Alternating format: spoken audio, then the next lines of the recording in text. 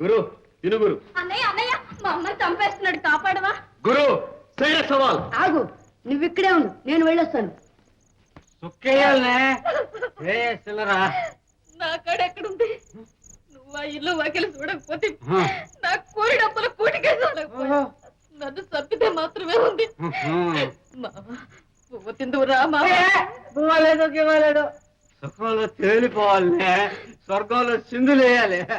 రొంటిది కట్టిన ముందు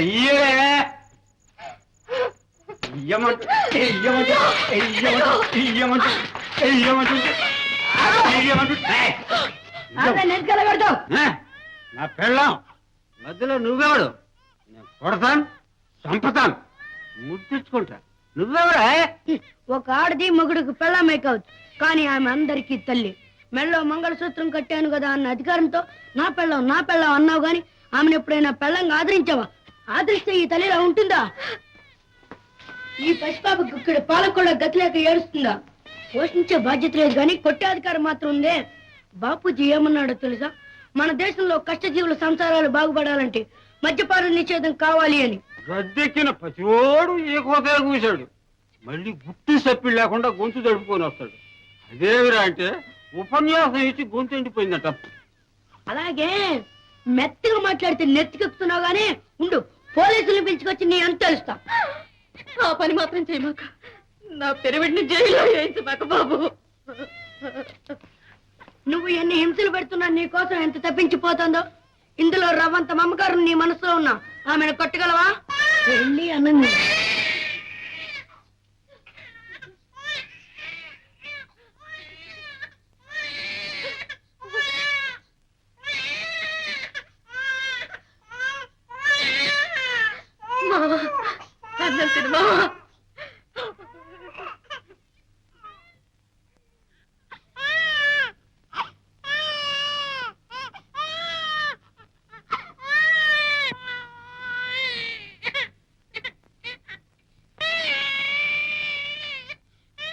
బాబు ఈ అన్నం మీద ఇంకా తాగదు, ప్రమాణం చేసి చెప్తున్నాను. చల్లని బాబు, పట్టింపు లేకపోతే నువ్వు కూడా బోతినళ్ళయ్యా. ఆ మాటే చాలు. నేను మా నాన్నమ్మ చుట్టానికి వెళ్తున్నా. తిరిగి వచ్చేటప్పుడు నీ చేతి అన్నం తినే వెళ్తా. అట్లాగే బాబు. నమస్తే. అన్నయ్య మా నాన్న బుద్ధి మార్చావు, నీ మేలు మర్చిపోనన్నయ్య. పర్వాలేదులే వెళ్ళు. చెల్లి ఈ తడవ తాగితే చెప్పు.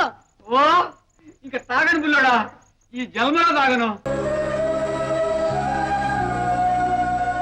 వంశీని నువ్వేం చెప్పబోతున్నావో నాకు తెలుసు. నీకు నా మీద ఏదో తెలియని ఫీలింగ్ కలిగింది. అది ఇష్టమో స్నేహమో ప్రేమో నీకు తెలియట్లేదు. ఒక్కసారిగా నా గుండెల మీద వాలిపోవాలనిపిస్తుంది. అవునా శిల్ప? నాకు కూడా ఏదో తెలియని ఫీలింగ్ గుండె నిండా ఉంది. అది ప్రేమే అయి ఉంటుంది అంటాననుకున్నావా? ఇలా ప్రేమ, వంకాయ, గోంగూర లాంటి ఫీలింగ్స్